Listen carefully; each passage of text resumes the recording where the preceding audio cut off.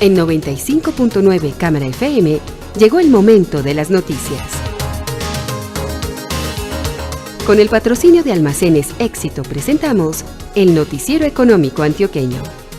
Información local, nacional e internacional a la altura de todas las cabezas.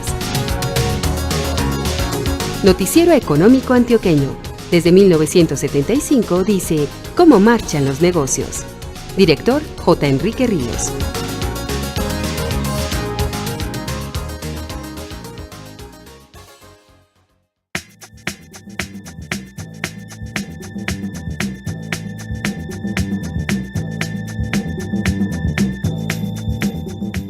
Muy buenos días, sea usted bienvenido. Hoy es domingo 3 de marzo de 2019. Esta es la emisión 18.443 que ofrecemos en nombre de Almacenes Éxito. Este es el éxito que queremos en tu vida. Que los días de la semana que nos visitas lo hagas feliz, porque aquí te estaremos esperando con una sonrisa para servirte. Que si buscas ese ingrediente especial que le da el saborcito a tus comidas, lo encuentres. Que si quieres llevarte la mejor fruta o el mejor corte de carne para la comida de mañana, haya siempre alguien de nosotros dispuesto a servirte. Es que ustedes, las mujeres de este país, nos inspiran para hacer que cada día haya un poco más de éxito en sus vidas. Éxito para servirte. El director J. Enrique Ríos nos presenta al invitado de esta mañana. Amigos, muy buenos días. El Noticiero Económico Antioqueño está trabajando este año con las universidades, con los rectores de 8 o 10 universidades, 3 temas fundamentales. Primer tema, la ética. Sostenemos y hemos visto, todo el país ve que la ética, como nos la enseñaron a nosotros en los años 40, 50, 60, donde venimos, nacía en el hogar, en el núcleo de la familia, y después en la escuela, en el colegio, en la universidad. ¿Qué está pasando con el problema de la ética? Esa es la primera pregunta, y nuestro rector de hoy, el invitado hoy es el doctor Juan Camilo Restrepo, vicerrector de la Universidad Nacional sede de Medellín. Bueno, muy buenos días, muchas gracias. Bueno, yo creo que el tema de la ética es un tema fundamental. Yo creo que lo que hemos visto en el país en los últimos años y lo que vemos desde hace mucho tiempo, porque yo no quiero desligarlo de eso, pues son unos síntomas que son muy preocupantes. Temas, por ejemplo, como lo que ha pasado con grandes empresarios de este país, en donde después de un tiempo vemos que hay un manejo de dinero no adecuado, o en temas como los problemas de la ingeniería que hemos tenido en los últimos años, por ejemplo el tema de Space o el tema del puente Chirajara, por citar esos 2 ejemplos, son una muestra clara de que hay unos elementos que tocan de una manera muy sensible la formación ética o la concepción de la ética. La ética, lo primero que desde mi concepto hay que establecer es que no es un tema de valores, o sea, no podemos asimilar que el tema de la ética es la ética moral o la ética religiosa, no, estamos hablando es de principios, y en ese concepto de los principios pues empieza a haber una cantidad de parámetros que son fundamentales para que una persona pueda formarse de esa manera. La Universidad Nacional de Colombia toda su vida ha estado muy preocupada con eso, en la formación de la década de los 60, 50, 70, 80 e incluso pues hasta ahora seguimos con un lema muy importante, por ejemplo en nuestra Facultad de Minas, que tiene que ver con el trabajo y la rectitud, y ese es un elemento central de lo que significa responder a la formación de alta calidad de una entidad como la Universidad Nacional de Colombia. Nosotros estamos haciendo un trabajo muy fuerte para empezar a identificar o para seguir fortaleciendo, digamos, en la formación, un concepto de formación integral. Y ese concepto de formación integral debe estar cruzado con el respeto por el otro, el respeto por las ideas, el respeto por las diferencias, el concepto de inclusión como un parámetro central, el concepto de no tener que tener una restricción de cualquier cosa para, digamos, asumir un concepto de preservación o de conservación de cualquier elemento del cumplimiento del deber. Y sabemos que la forma de inculcar y de trabajar en este tipo de cosas tiene mucho que ver con una formación integral, con una formación en las artes, con una formación en las ciencias humanas y sociales, en el deporte, con una formación de una manera en donde las personas que están en la Universidad Nacional de Colombia puedan ver un espectro y un panorama muchísimo más amplio de su formación. Hay un concepto que es muy claro para nosotros. A nosotros no nos interesa solamente formar profesionales altamente competentes, que es lo que siempre hemos hecho en la universidad. Nos interesa formar profesionales íntegros, personas que son útiles para el país, personas que son felices. Ese es un principio, digamos, que es lo que hemos querido formar en la universidad. Un problema fundamental en este proceso es si el proceso que se está realizando en las universidades en este campo está dando frutos. Es decir, si el muchacho que sale con ese tipo de formación, si está respondiendo o no está respondiendo. Yo creo, y si ustedes miran, por ejemplo, a todo lo que ha pasado, a esos fenómenos que mencionaba ahorita, uno allí diría que son muy pocas las situaciones en donde profesionales egresados de la Universidad Nacional de Colombia están involucrados en este tipo de fenómenos, ¿cierto?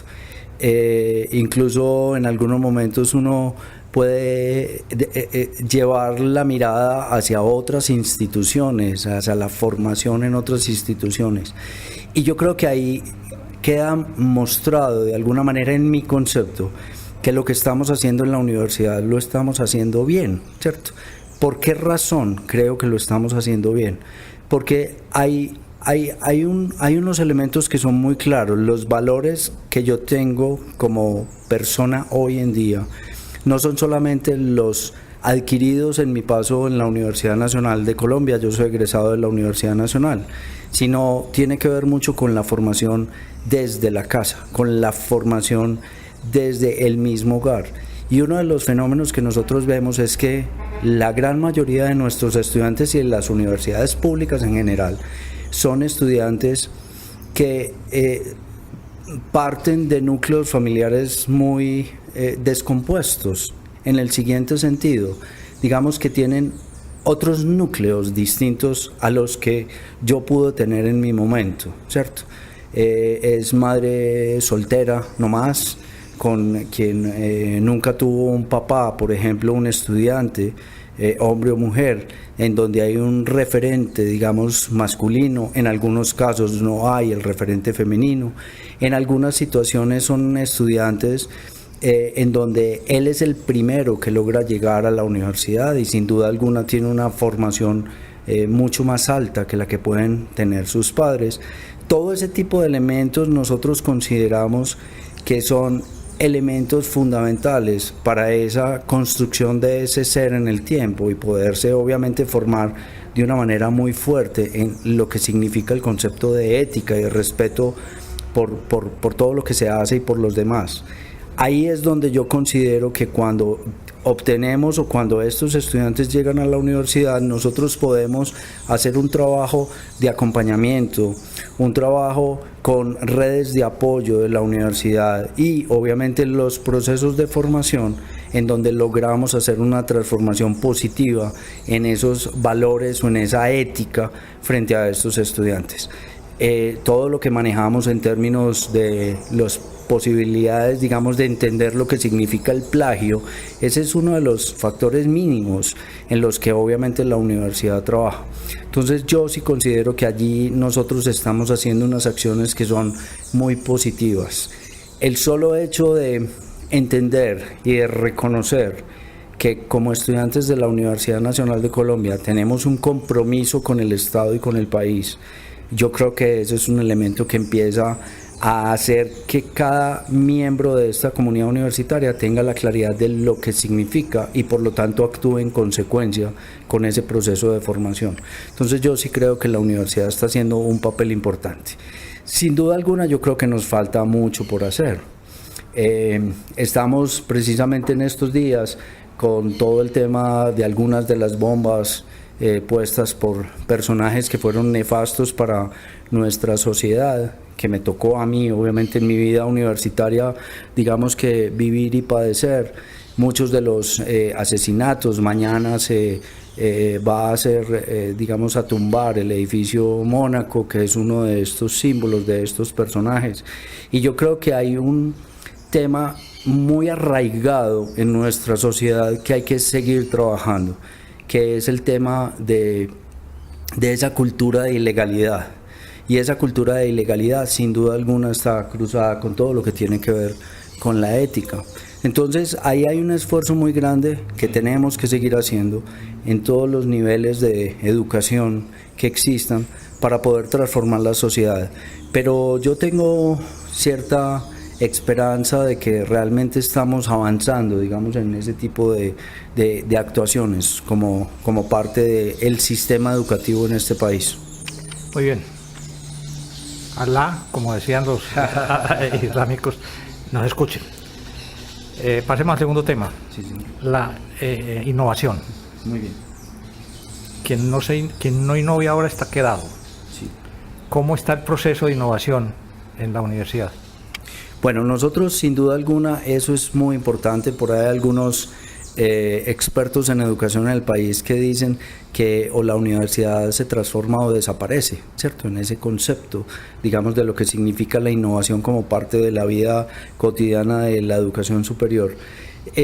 Yo estoy completamente de acuerdo. Yo creo que la universidad permanentemente tiene que repensarse. Muchas veces nosotros no logramos ir a la velocidad que se dan los cambios, y mucho más con temas de la cuarta revolución industrial y todo lo que tiene que ver con esas innovaciones que en el mundo se desarrollan, que a veces nosotros no vamos a la misma velocidad porque somos instituciones mucho más pesadas y mucho más lentas, y es un enorme reto el obviamente estar a la altura de esto.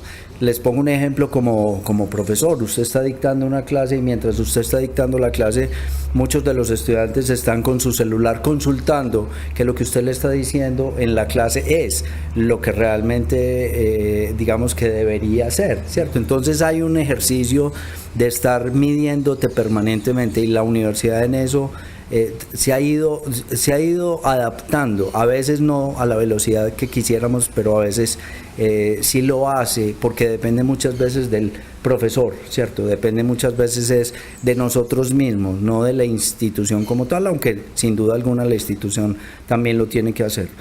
Nosotros estamos en una tarea, porque eso es un reto enorme, muy importante, y estamos planteándonos unos ejercicios que creo que podrían dar respuesta a este tipo de cosas. Por ejemplo, tenemos muy claro que hay que cambiar modelos pedagógicos. Por ejemplo, el trabajo por medio de proyectos. Hay algunas áreas que la universidad lo hace de antemano siempre. Por ejemplo, en arquitectura, que yo soy de esa área. La universidad siempre en arquitectura trabaja sobre proyectos, y hay grupos de estudiantes trabajando alrededor de un mismo proyecto y donde surgen diferentes opciones, posibilidades e ideas a través de esos proyectos. Sin embargo, nosotros queremos involucrar muchos más elementos dentro de esta discusión. Entonces ya un proyecto de arquitectura no debería ser solamente mirado desde la arquitectura, sino mirado desde la ingeniería civil, mirado desde la antropología, mirado desde la sociología, mirado desde lo ambiental, y cómo todas estas áreas empiezan a trabajar de una manera interdisciplinaria para resolver problemas reales. Es que cuando nosotros formamos un arquitecto, el arquitecto se forma en el diseño, y entonces él aprende a diseñar muy bien su edificio, aprende a diseñar muy bien el urbanismo, aprende a diseñar muy bien lo que el ejercicio profesional le demanda. Sin embargo, la realidad no se queda solo en el diseño arquitectónico, no se queda solo en el diseño urbanístico. Involucra inmediatamente a las personas, porque ¿para qué diseñamos? Si no es obviamente para las personas. Entonces empieza a involucrar otros elementos que tienen que ver con la sociología o con la antropología, cómo las personas reciben este producto, por ejemplo, y cómo eso realmente cumple las expectativas que tenemos. ¿Cuántos de los ejercicios que vemos cotidianamente en la ciudad o en las ciudades, digamos que queda faltando algo? ¿Por qué? Porque no se tuvo en cuenta una mirada determinada, en términos ambientales, por ejemplo, en términos de calidades espaciales, en términos de cualquier cantidad de fenómenos. Entonces, la universidad está trabajando mucho en un concepto de Fab Lab. Fab Lab es un digamos que es la abreviación de Fabrication Laboratory, que es un laboratorio de producción en el hacer, en donde la intención es que allí se establezca un trabajo interdisciplinario y se le ponga un ejemplo, la construcción de una estación del metro, ¿vale? Una estación del metro pues la puede hacer un arquitecto sin ningún problema, pero aquí la intención es que haya mecánicos, ingenieros civiles, ambientales, humanistas y arquitectos y constructores pensando alrededor del tema, y cada uno va aportando y a la vez va aprendiendo de cada uno de sus campos de conocimiento a través de ese ejercicio. Entonces eso, por ejemplo, es un esquema pedagógico completamente distinto, que es parte de ese producto, digamos, de innovación. Ahora, la Universidad Nacional de Colombia como universidad, y ustedes saben que nosotros estamos en todo el país, tenemos 9 sedes regados en todo el país. Hay una de nuestras sedes que se llama la sede de La Paz, que es una sede nueva que va a estar en el departamento del Cesar. Esta sede empieza a funcionar apenas este año empezamos a recibir estudiantes y allí se piensa hacer todo un laboratorio experimental pedagógico. O sea, ¿qué vamos a dictar allí? ¿Cómo lo vamos a dictar? Por ejemplo, ligándolo con la ética, que era parte de las observaciones que hacíamos antes, se piensa establecer que el primer año el estudiante debería ver es un tema de estudios generales.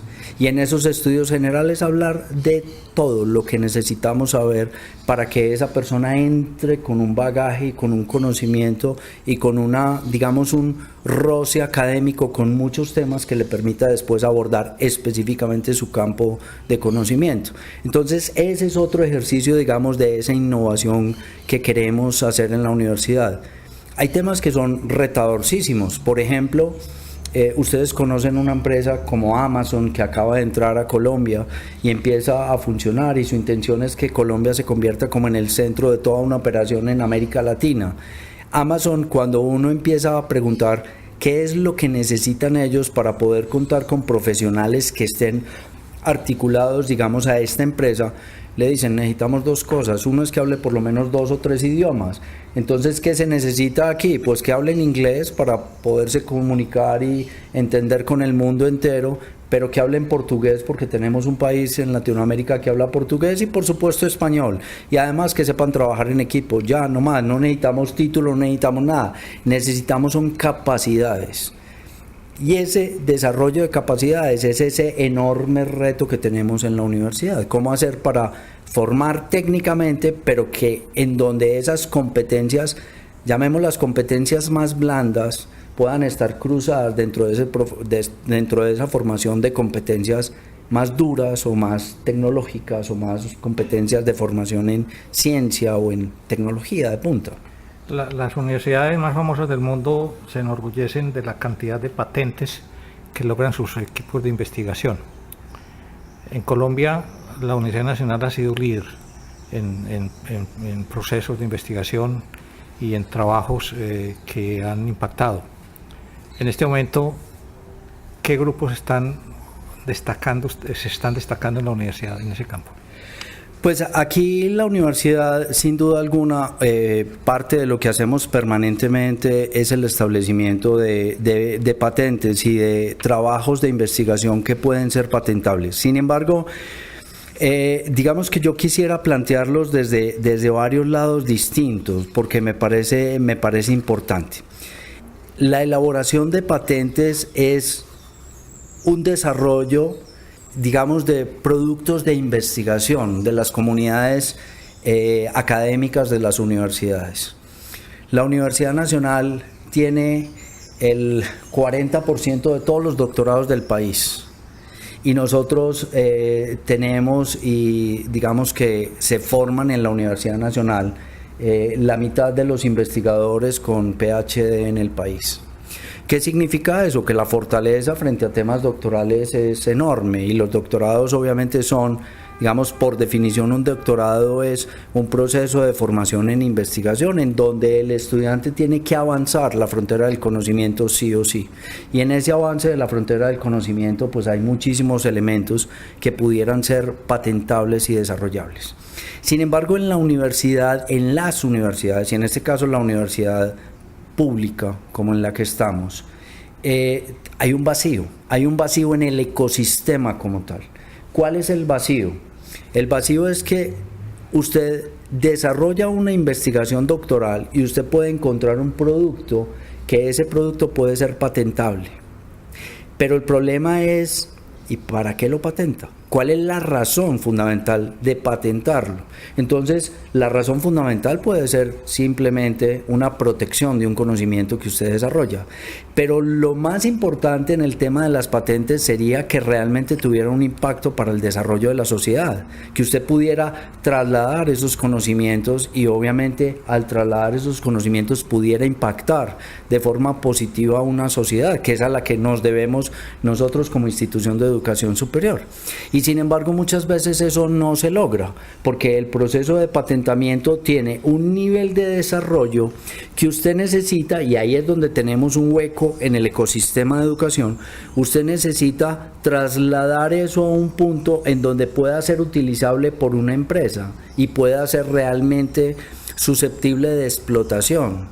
Ese hueco que en el mundo, digamos, de lo que manejamos nosotros se llama que usted tiene una investigación hasta un punto que es definido como TRL4, que es hasta donde usted llega a nivel de laboratorio, a nivel de investigación en un nivel de formación de doctorado, pero para explotarlo a una empresa le interesa que usted lleve eso hasta un TRL8. Entonces, ese paso de este nivel a ese otro nivel requiere una cantidad de recursos importantes. Un ejemplo muy concreto, yo en mi proceso de investigación doctoral desarrollé una forma distinta, mucho más económica, mucho más eficiente para producir las fases principales del cemento, del material cementante que utilizamos para construir. Y resulta que eso en ese punto en donde usted produce simplemente cada que hace un proceso de producción, produce 5 gramos del material, eso no le interesa a ninguna empresa cementera del país. Le interesa que usted pueda producir 1 tonelada, que usted pueda utilizar 2 toneladas o más. ¿Cómo hace usted para llevar eso a nivel de laboratorio hasta allá? Necesita hacer un proceso de escalamiento industrial, necesita hacer un proceso de desarrollo tecnológico, ya no de investigación doctoral, sino de un desarrollo tecnológico para poder llevar ese punto de un punto determinado a otro punto, para que una empresa pueda comprarlo. Y entonces usted dice, bueno, pero yo lo voy a patentar, pero ¿por qué no lo patento? ¿Por qué no es importante patentarlo?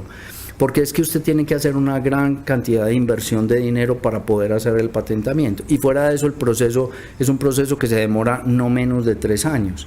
Entonces, usted todo ese tiempo dejar esa información allí, pues realmente, ¿para qué? Las universidades en Colombia y en el mundo tienen muchísimas patentes, dentro de las cuales menos del 1% realmente tienen un sentido o una intencionalidad real de explotación. Y te estoy hablando de universidades como Harvard o como el MIT, universidades top en el mundo entero.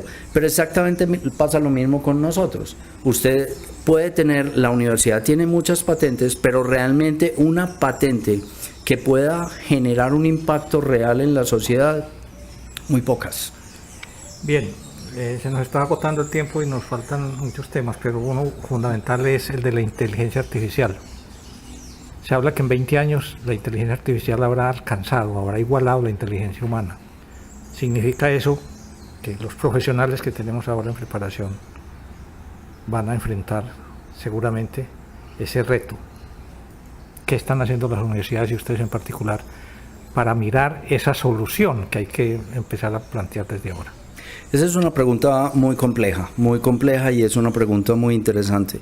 Yo vuelvo un poco sobre lo que planteábamos ahora, o sea, ¿qué es lo que no puedes resolver tú con inteligencia artificial? Porque tú todo lo técnico lo puedes resolver. Hay muchos robots que en este momento hacen una cirugía mucho más rápida, más segura, más confiable que cualquier persona, que cualquier ser humano. ¿Significa eso que los médicos van a desaparecer? No. No lo creo. O sea, una cosa es lo técnico y la aplicación de lo técnico, y otra cosa es lo que significa la interpretación, lo que significa el análisis, digamos, de la situación, y fuera de eso, lo humano de relación con ese paciente, en este caso de los médicos. Entonces yo lo que creo es que las universidades tenemos que trabajar mucho es en interpretación, en trabajar en un diagnóstico que permita, digamos,